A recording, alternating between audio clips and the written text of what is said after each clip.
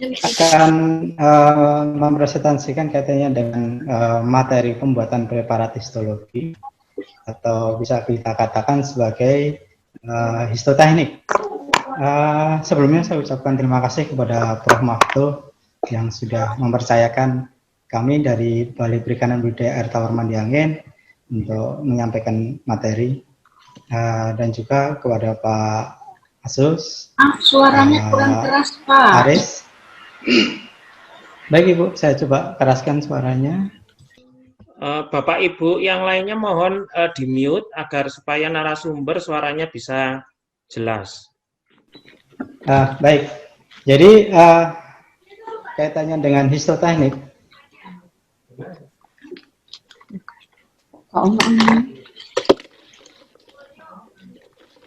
Nah, histologi adalah merupakan salah satu gold standard ya Bapak Ibu ya, bagi diagnosa penyakit ikan tertentu, terutama adalah neoplasia atau tumor atau cancer, dan juga terkait dengan penyakit viral Bapak Ibu sekalian ya. Jadi seperti cancer atau tumor akhir-akhir ini juga sudah banyak terjadi ya, terutama di manusia, dan juga tidak pungkiri juga terjadi pada ikan Bapak Ibu. Nah, untuk tahapan pengujian histologi Bapak Ibu sekalian, ada beberapa tahap yang harus kita lakukan. Di antaranya adalah mengenal dari riwayat kasus atau anamnesa Bapak Ibu. Jadi kalau kita mau mengerjakan atau mendiagnosa suatu penyakit tanpa anamnesa itu akan sangat susah sekali.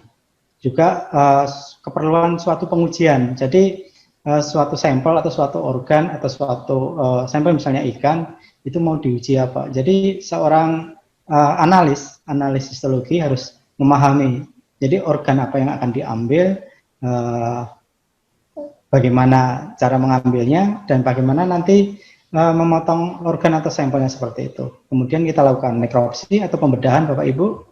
Kemudian fiksasi, selanjutnya adalah proses jaringan atau tisu proses. Kemudian blocking atau pembuatan blok, pemotongan jaringan, pengapungan, pengaringan, pewarnaan, mounting, dan akhirnya adalah pembacaan Bapak Ibu.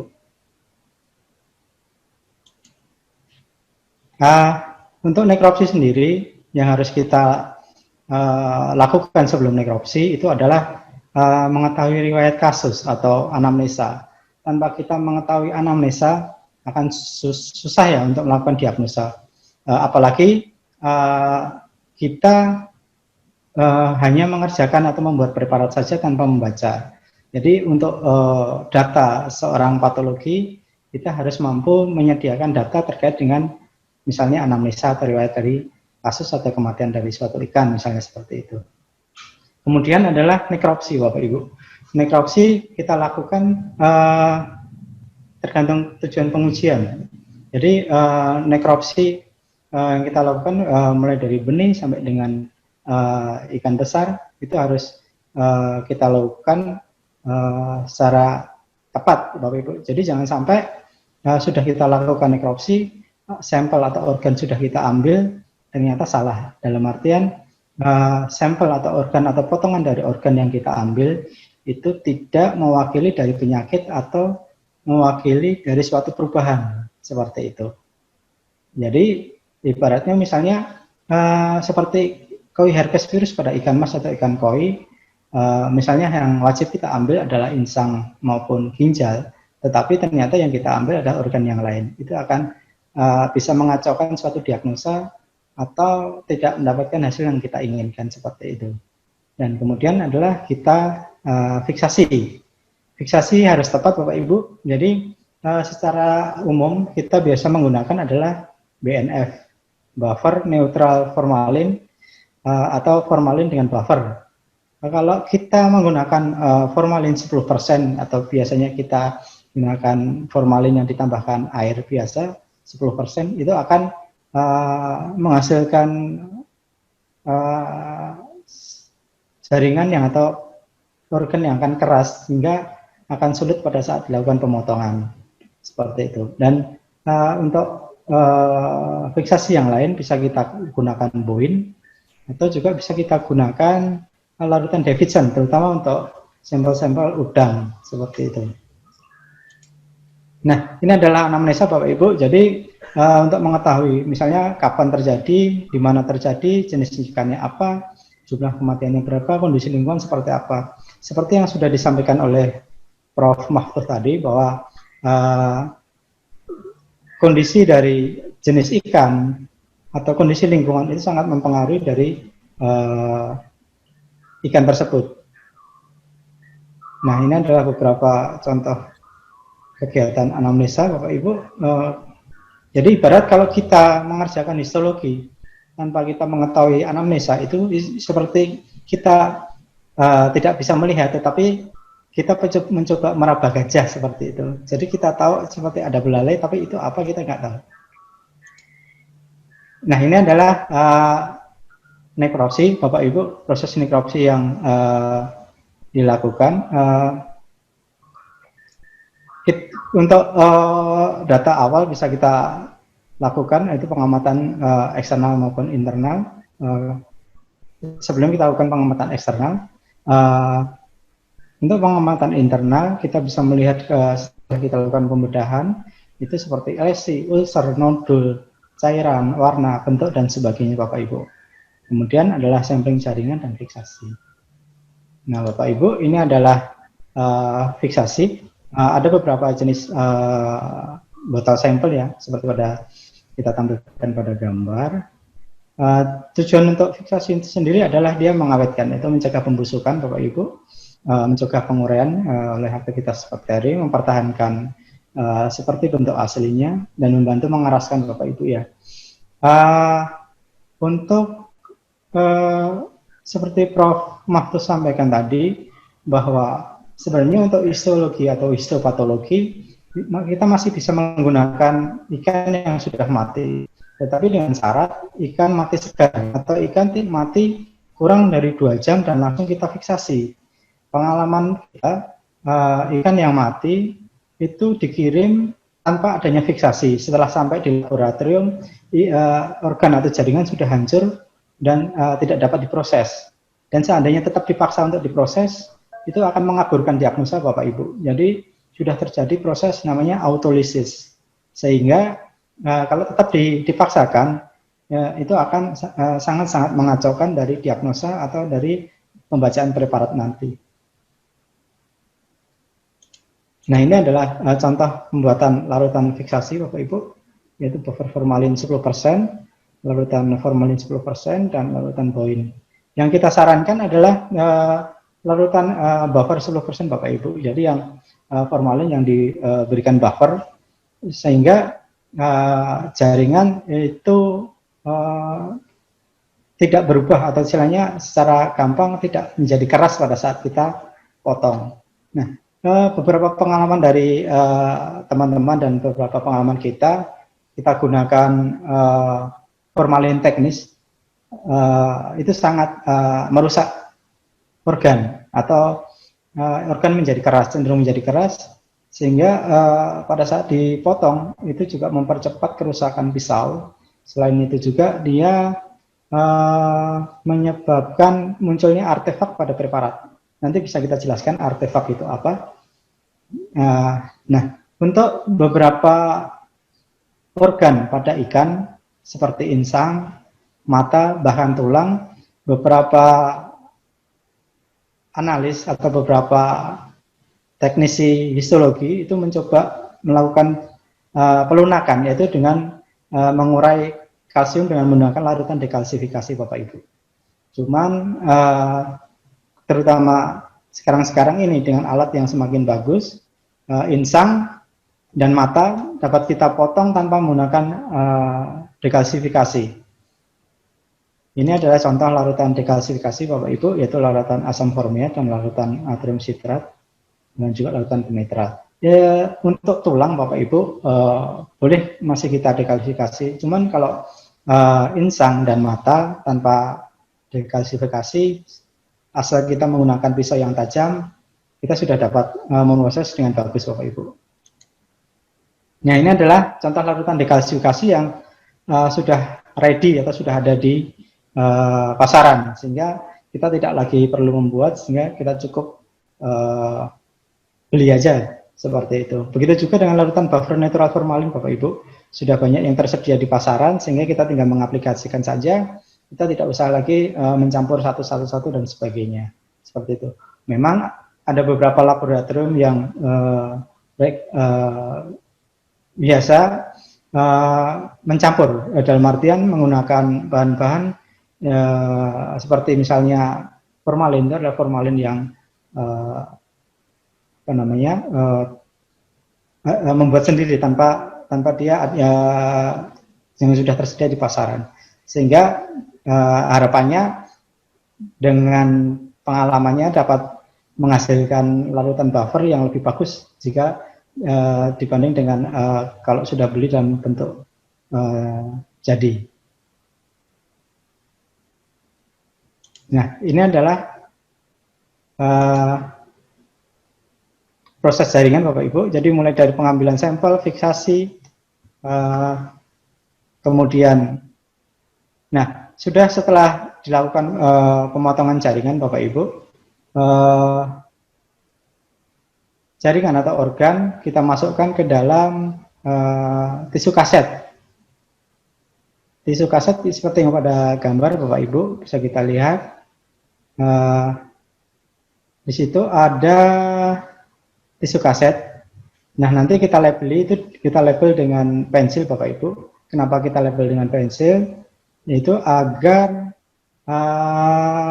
pada saat kita lakukan proses jaringan, dia tidak hilang oleh silen maupun oleh alkohol, seperti itu.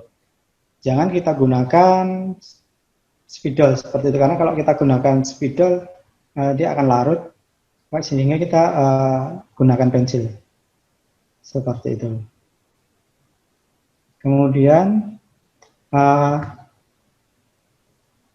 sampel yang sudah kita label atau kita beri kode, kita masukkan ke dalam tisu kaset, kemudian kita masukkan ke dalam rak tisu, ya, Bapak Ibu. Nah, dan kemudian kita siap untuk melakukan proses jaringan. Jika kita menggunakan alat yang tersedia atau sepertinya namanya adalah automatic tissue processor, Bapak Ibu. Tapi kalau Bapak Ibu masih menggunakan secara manual, kita harus menyediakan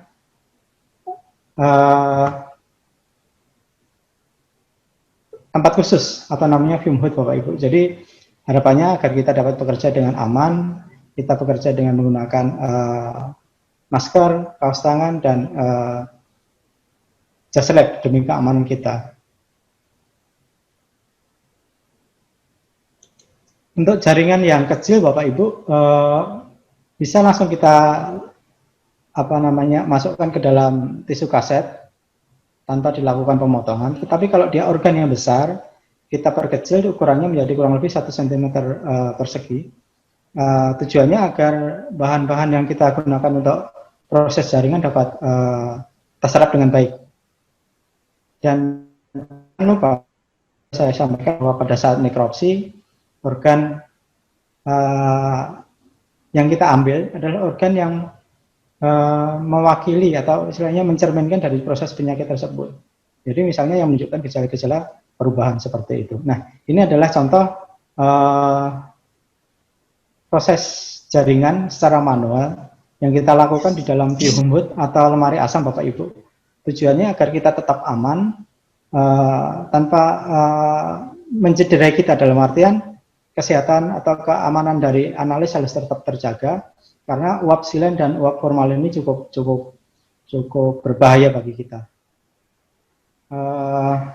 Untuk proses jaringan atau tisu proses ini sendiri ada dibagi menjadi 3 bagian, ya Bapak Ibu, yaitu dehidrasi, clearing atau penjernihan, dan infiltering atau penyusupan parafin. Motor, iya semalam, Bukron lagi di rumah katanya ngurut.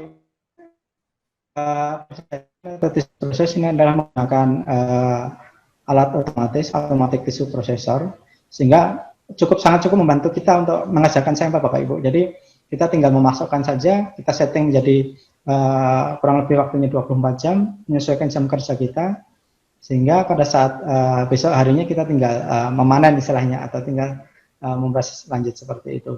Kalau kita menggunakan proses manual Bapak Ibu, ada waktu-waktu tertentu yang harus kita pindahkan, sehingga sangat cukup mencita waktu. Itu kurang lebih hampir 24 jam kita harus standby seperti itu.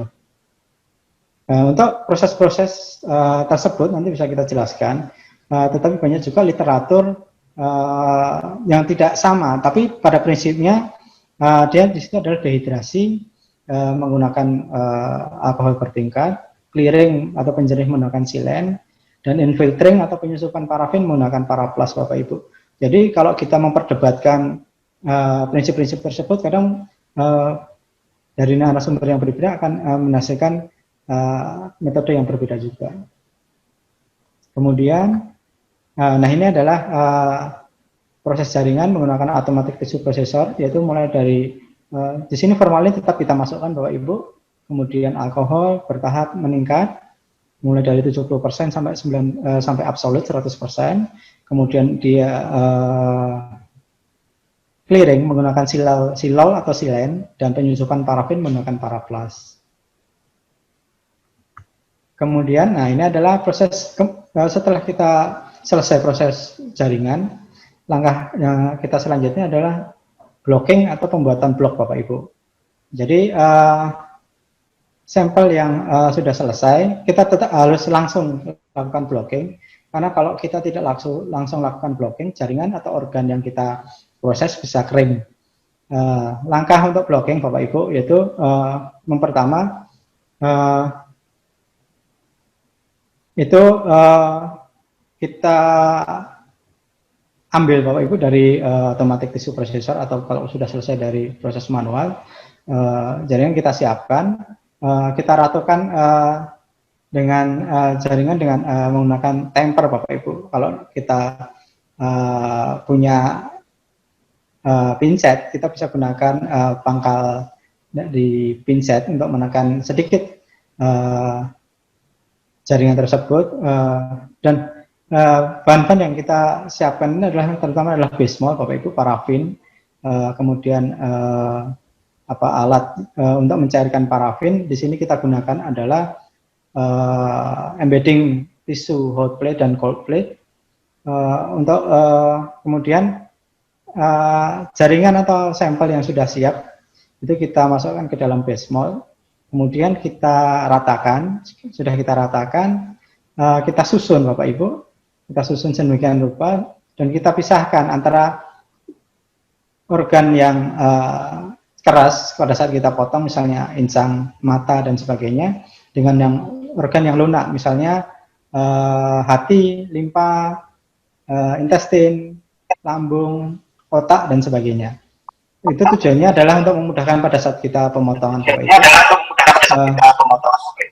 Kemudian kita isi menggunakan parafin. Parafin ini atau paraflas kita lelehkan kurang lebih pada suhu 50 sampai 55 derajat Celcius Bapak Ibu. Sudah terisi dengan parafin, kemudian kita tutup dengan tisu kaset yang kita gunakan tadi untuk proses jaringan. Nah, ini adalah pengisian atau proses blocking, yaitu menggunakan base mold Bapak Ibu sebagai alat pencetak.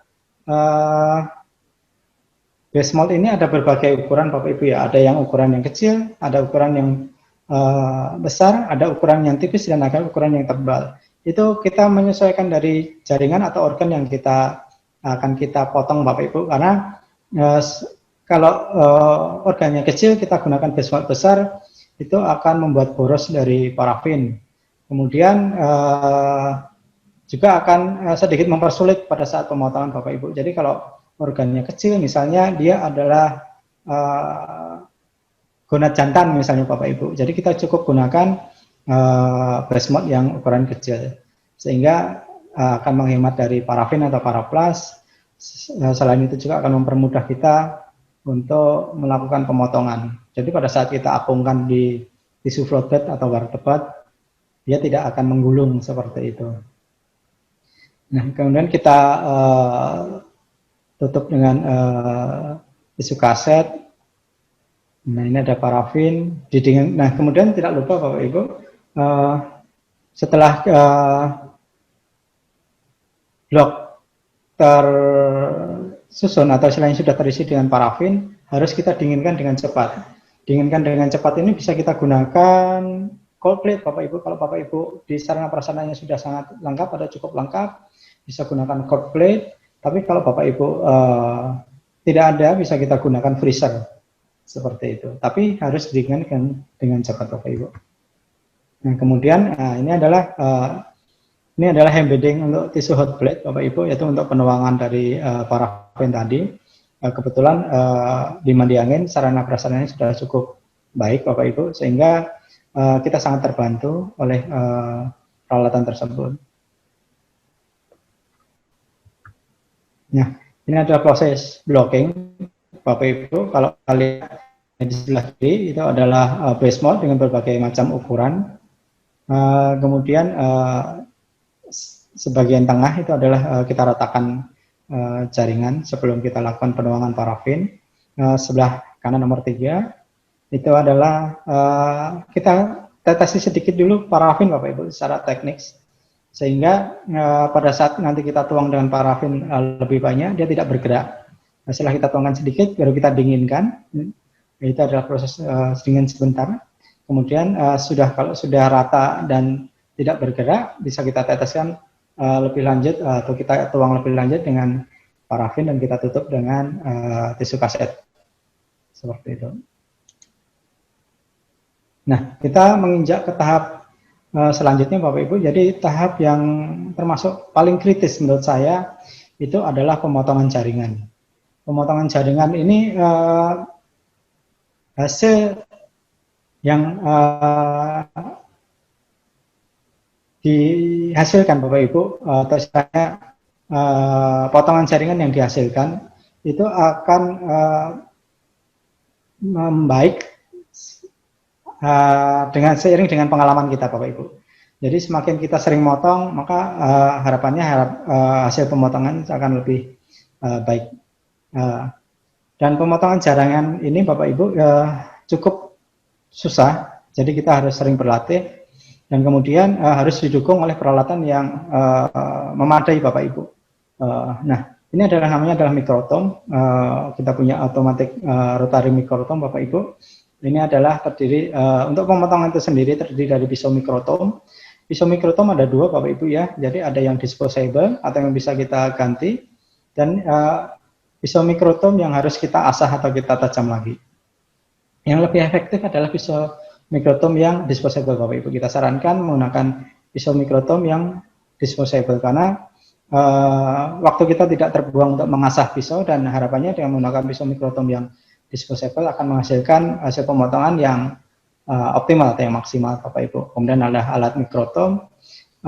Kemudian setelah kita lakukan pemotongan, kita apungkan. Tujuannya adalah untuk mengembangkan jaringan Bapak Ibu, untuk mencegah jaringan menggulung seperti itu.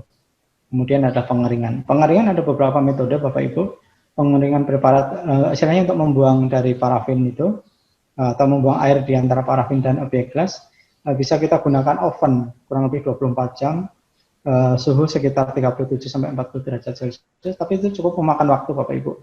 Sehingga pengalaman kami menggunakan hot plate atau tisu embedding hot plate yang seperti gambar yang di atas tadi. Nah, ini adalah pemotongan blok jaringan. Nah, Bapak Ibu sekalian, pada saat selesai pemotongan kita dapatkan lembaran parafin. Itu kadang meskipun sudah kita keringkan dengan menggunakan embedding tisu hot plate, namun pada saat pewarnaan jaringan itu terkadang hilang atau istilahnya lepas Bapak Ibu, sehingga banyak orang yang menggunakan bahan tambahan untuk merekatkan jaringan ke obyek gas. Maka kita bisa gunakan namanya polyalisin Bapak Ibu, seperti ini polyalisin. Ini yang cukup membantu. Cuman harganya sangat mahal sekali. Sehingga kalau pengalaman kami Bapak Ibu untuk sampel-sampel yang biasa, istilahnya sampel yang tidak terlalu, potongannya tidak terlalu tipis, istilahnya potongannya standar, kita cukup keringkan jaringan yang ada di cover di objek glass itu dengan menggunakan hot plate seperti itu. Nah, ini adalah kemudian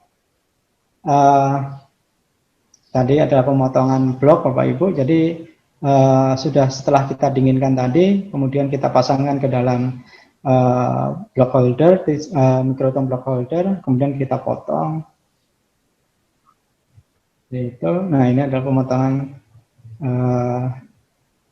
kurang lebih dengan sampai 5 mikron Bapak Ibu.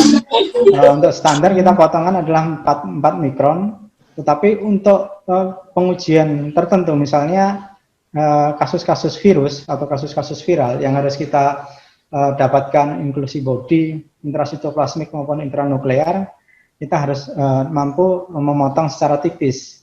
Harapannya agar diagnosa penyakit viral bisa tepat, Bapak Ibu, dan kita bisa melihat dari inklusi body tersebut. Nah, pisau yang kita gunakan, saran saya tadi adalah yang disposable. Gunakan, usahakan selalu tajam. Untuk pisau disposable, bagaimana mempertahankan dia tajam, itu adalah dengan menghemat pisau, Bapak Ibu. Kalau menghemat pisau, pada saat sebelum kita potong tipis, yaitu dengan trimming atau pemaprasan, itu kita bisa menggunakan pisau bekas, Bapak Ibu. Sehingga kalau sudah ketemu jaringannya dan rata, baru kita potong menggunakan pisau mikroton disposable yang baru, atau istilahnya yang kita siapkan memang untuk cutting atau untuk pemotongan jaringan. Nah, bagaimana kita menghemat pisau mikroton tersebut, yaitu kita posisikan awal pemotongan itu bertahap Bapak Ibu. Jadi pisau yang kita gunakan misalnya mulai dari sebelah kiri, nanti geser, akhirnya ke kanan, sehingga ketajaman pisau tetap bisa kita pertahankan. Dan jangan lupa Bapak Ibu, setelah selesai memotong menggunakan pisau, kita bersihkan menggunakan kuas. Jadi bisa kita gunakan kuas seperti ini Bapak Ibu, itu untuk menghilangkan debu atau juga menghilangkan misalnya pecahan-pecahan jaringan Bapak Ibu, sehingga pada saat kita memotong menghasilkan preparat yang bagus tanpa adanya artefak seperti itu, dan juga menghasilkan preparat yang tanpa cacat, istilahnya seperti itu. Kemudian kita apungkan menggunakan water bath atau tisu float bath Bapak Ibu. Suhu itu kurang lebih 40 sampai 45 derajat Celcius. Jangan terlalu dingin, juga jangan terlalu panas. Kalau terlalu dingin Bapak Ibu akan lama menunggu jaringannya mengembang. Kalau terlalu panas akan terlalu cepat sehingga jaringannya bahkan akan hilang seperti itu. Nah, Bapak Ibu harus hati-hati juga pada saat pemotongan misalnya jaringan-jaringan yang terdapat cukup banyak lemak, misalnya gonad, terutama gonad betina. Untuk gonad betina ikan, biasanya karena dia di dalam situ terdapat banyak lemak, sehingga pada saat kita lakukan pengapungan dia akan cepat lepas Bapak Ibu, sehingga kita nggak dapat apa-apa bahkan seperti itu. Nah, kemudian ini adalah lanjutan dari pemotongan blok. Setelah kita apungkan, kita ambil menggunakan objek glass Bapak Ibu. Menggunakan objek glass, kemudian kita angkat. Nah, mohon maaf Pak Bambang. Ya, Bapak. Mohon maaf waktunya Pak. Oh iya, sedikit lagi Bapak. Pewarnaan, Pak. Kita lanjut ke pewarnaan Bapak Ibu. Nah, ini adalah pewarnaan. Nah, pewarnaan yang kita gunakan secara rutin, hematosin dan iosin, meskipun pewarnaan tertentu, terutama untuk penelitian pewarnaan saraf, ada bermacam-macam jenis pewarnaan Bapak Ibu. Nah, di sini saya sampaikan tahapan dari pewarnaan, sehingga harapan saya nanti dapat dijadikan sebagai patokan atau acuan meskipun secara sederhana. Prinsip pewarnaan Bapak Ibu di situ adalah deparafinisasi dan hidrasi, kemudian pewarnaan itu sendiri, dehidrasi, penjernihan, dan mounting atau penutupan. Nah, ini adalah bahan-bahan yang kita gunakan pada saat pewarnaan. Kalau Bapak Ibu terlalu sibuk, bisa kita gunakan pewarnaan yang sudah ada. Jadi di situ ada pewarnaan Harris, atau pewarnaan Mayer hematosilin, dan juga iosin yang ready ada di pasaran. Nah, ini kita gunakan automatic stainer Bapak Ibu. Jadi di Balai Perikanan Budidaya Air Tawar Mandi Angin sudah bisa menggunakan automatic stainer.